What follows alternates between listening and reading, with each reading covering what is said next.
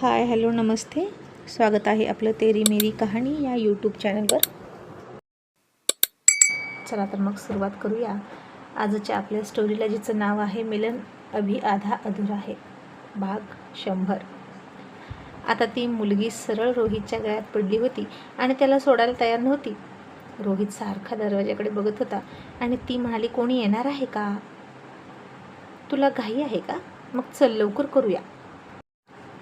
असं म्हणून तिनं तिच्या खांद्यावरून ड्रेसच्या पट्ट्या खाली काढल्या. तसं रोहितने डोळे झाकून घेतले आणि रोहितनं तिला दूर ढकलली आणि पटकन टी शर्ट घातला आणि म्हणाला, व्हॉट द हेल, तुम्हाला कळतंय का तुम्ही काय बोलताय? आणि तुम्ही इथे कसे आलात? तुम्हाला इथला पत्ता कोणी दिला? आणि ती म्हणाली, मी सकाळपासून तुझा पिच्छा करते आणि मी दिल्लीचीच आहे, त्यामुळे सगळं मला माहीत आहे. रोहित चिडून म्हणाला, पटकन बाहेर हो, इथं आता कोणीतरी येईल. ती म्हणाली, कोण येईल? तू कोणासोबत आहेस? रोहित म्हणाला, मी माझ्या बायको संबोध आहे, समजलं? ती म्हणाली, मग काय फरक पडतो? जर बायकोसोबत असशील तर? मला फरक पडत नाही आणि उलट ही खूप चांगली गोष्ट आहे की तुझं लग्न झालं आहे आणि तू अनुभवी आहेस ना. आणि मला फरक पडत नसेल तर तुला तरी का पडावा? असं म्हणून ती त्याच्याजवळ आली आणि रोहित मागे सरकून म्हणाला, हे बघ, मला फरक पडतो, मी तशा टाईपचा मुलगा नाही, दूर हो. असं म्हणून तो तिला दूर ढकलत होता, पण ती खूप चिवट होती, त्याच्यापासून दूर जायला तयार नव्हती. आणि आता तिकडं काय सुरू असेल हे इमॅजिन करून राणी भांबावली होती आणि तिनं त्याला फोन केला. रोहितनं तिचा फोन बघितला आणि तो घाबरला. आता राणीला यातलं काही कळू नये, नाही तर मी मेलो. जितके प्रयत्न केले तिला जवळ आणण्याचे, तितकी 1000 पट ती दूर जाणार असं त्याला वाटलं. म्हणून आता तो फोन घेतच नव्हता आणि राणीला वाटलं नक्कीच यांचं काहीतरी सुरू आहे. आणि आता ती तडक तिकडं निघून गेली. तिच्या आतमधली संशयी बायको त्याला शांत बसू देईना आणि त्याच्या रूमची बेल वाजवली.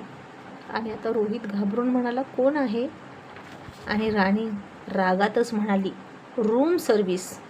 पण आता तिचा आवाज त्यानं ओळखला होता आणि त्या आवाजातला रागसुद्धा ओळखला होता. आणि आता ती कसली सर्व्हिस त्याला देणार हे त्यानं ओळखलं. आणि रोहितनं त्या मुलीला दरवाजाच्या मागं लपवली आणि म्हणाला, ए बाई, माझी बायको आली, तू लप पटकन कुठेतरी. काय मुसीबत आहे यार, काहीच केलं नसताना सारखं माझ्यावर संकट येतं.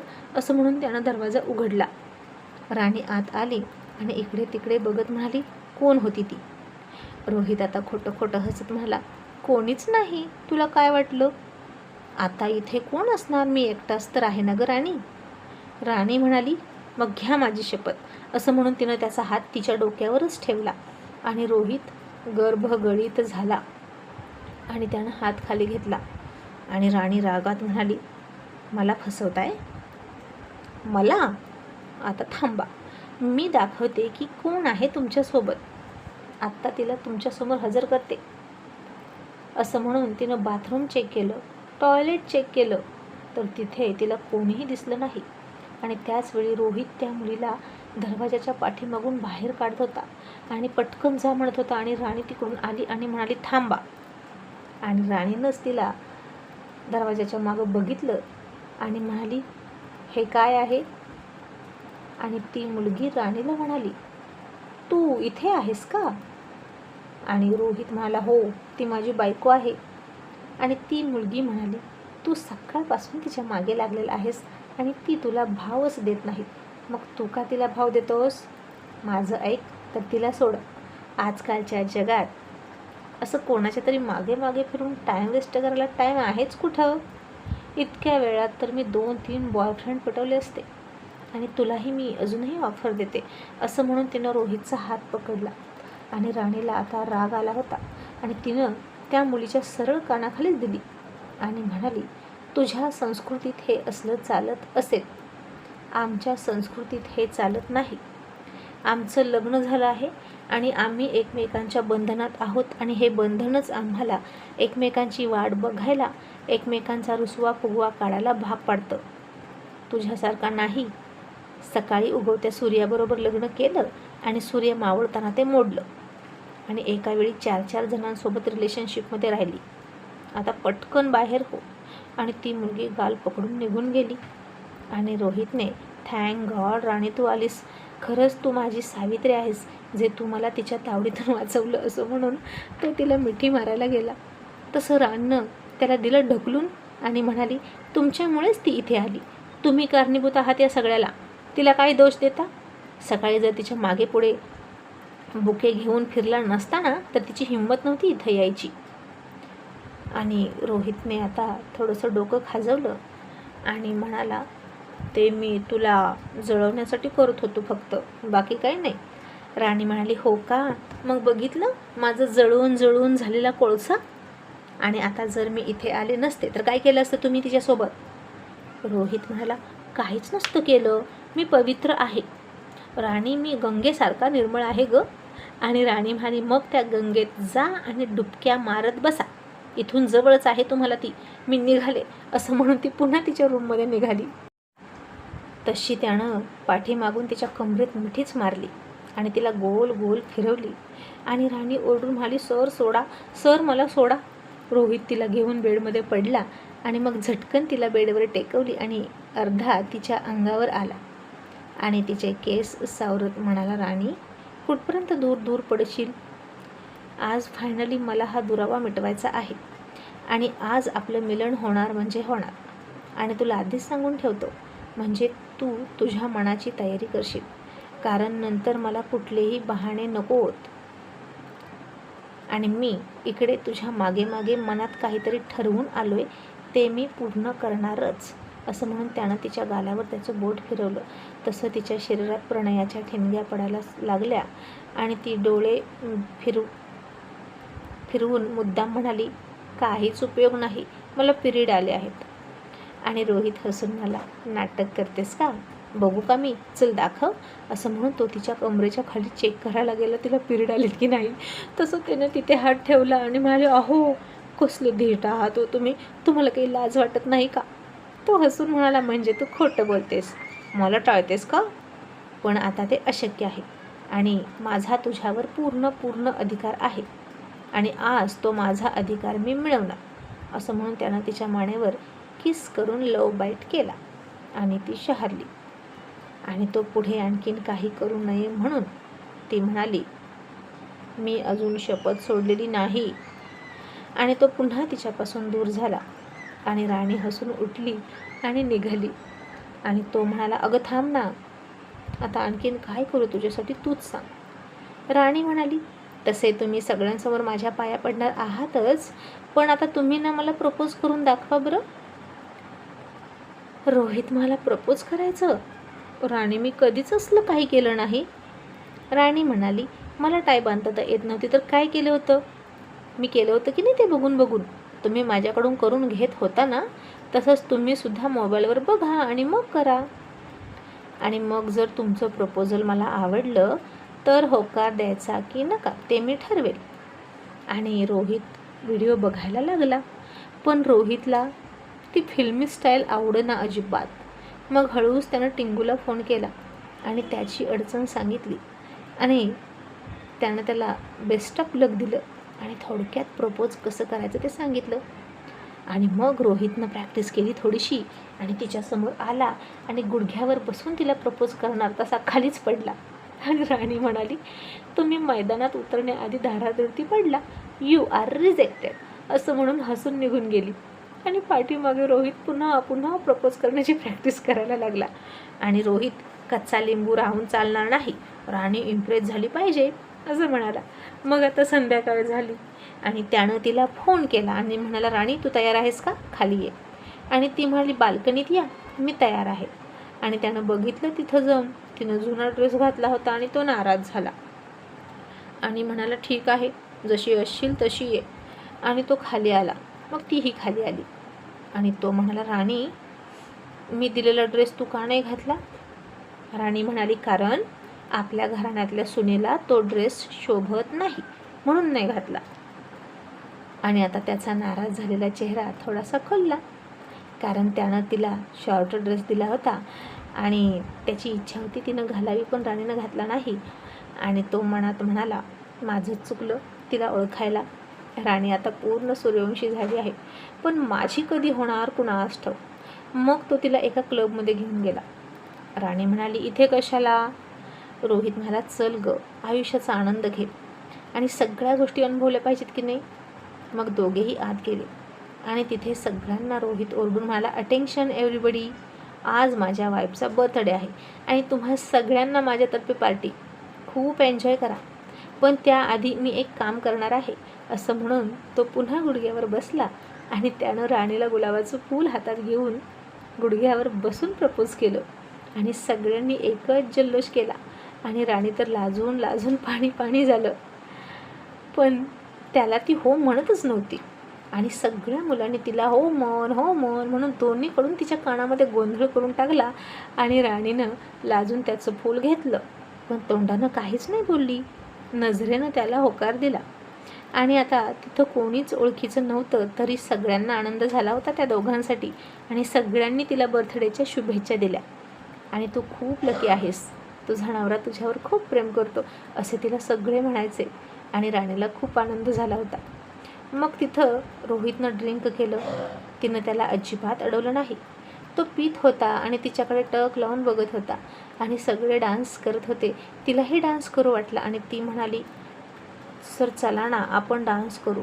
रोहित मला, तुला माहीत आहे ना मला येत नाही, पण तू जा ना, मी तुला इथून बघतो. मग आता ती मुलींमध्ये गेली, खूप खूप नाचली आणि रोहित तिला बघून हसायचा.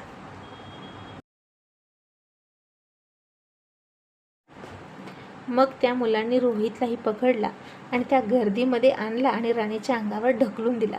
राणीनं त्याला मिठी मारली आणि त्यानंही तिला मिठीत घेऊन हलका हलका थोडासा डान्स केला आणि मग तिथून खुश होऊन दोघेही बाहेर पडले. पुन्हा रिक्षात बसले आणि हॉटेलकडे येताना मध्येच थोडंसं अंतरावर रिक्षा थांबला आणि तो रिक्षावाला म्हणाला, इतक्या रात्री मी तिकडे येणार नाही, मध्येच काही गुंड आहेत, ते फार त्रास देतात, तुम्ही इथेच उतरा. असं म्हणून त्यानं रात्री त्यांना तिथंच उतरवलं आणि तो निघून गेला. मग रोहित राणी दोघेच चालत निघाले आणि त्या अंधारात रोहितनं तिला जवळ घेतली. नशेत होता तो आणि राणी लाजली आणि म्हणाली, काय करताय तुम्ही, सोडा मला. आणि तो तिला सोडत नव्हता. मी नवरा आहे असं म्हणायचा. आणि इतक्यात 3-4 टपोरी मुलं समोर आलीच आणि रोहितला म्हणाली, ए हिरो, मुलीला छेडतोस का. आता राणीसुद्धा त्याची गंमत करण्यासाठी मुद्दाम म्हणाली, हो हो, हे माझी छेड काढतात. रोहित म्हणाला, मी नवरा आहे तिचा. राणी म्हणाली, नाही नाही, तो माझा नवरा नाही, तो माझी छेड काढतोय, जबरदस्ती करतोय माझ्यावर आणि मला वाचवा. आणि ती मुलं आता रोहितच्या अंगावरच आली आणि म्हणाली, आता इथून जातो की कसं, नाहीतर बघ मग. आणि रोहित म्हणाला, ओके जातो, कारण तो परमुलुखात होता. हा त्याचा मुलूक नव्हता, त्याचा एरिया नव्हता. आणि मग रोहित तिथून निघून गेला आणि राणी हसायला लागली की, पण दुसऱ्या क्षणी राणीचं मनगट त्यातल्या एका मुलानं पकडलं आणि तिला ओढायला लागला आणि त्यांच्या डोळ्यात तिला वेगळंच काहीतरी दिसलं. राणी आता ओरडायला लागली, सोडा सोडा. आणि ती मुलं म्हणाली, अगं आता त्याच्या तावडीतून तुला वाचवलं आम्ही, पण आमच्या तावडीतून तुला कोण वाचवणार. राणी म्हणाली, मला सोडा, हे बघा याचे परिणाम चांगले होणार नाहीत. आणि तो म्हणाला, तू जे दाखवशील ते आम्ही बघू, मग काहीही परिणाम असू दे. आणि